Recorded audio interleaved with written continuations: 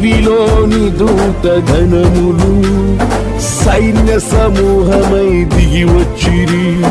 సర్వశక్తి సంపన్నునికి స్తోత్ర గీతమే అర్పించిరి.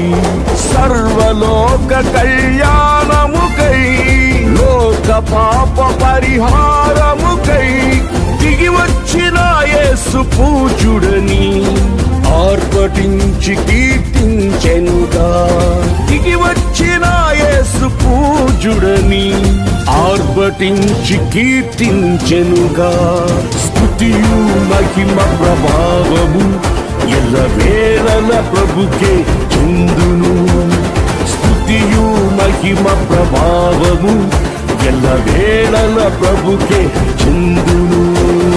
రక్షకుని జన్మస్థలమా యూదయ బెత్లెహేమా, ఆరాధనలకు ఆరంభమా, ఉదయార్పణలకు నివాసమా.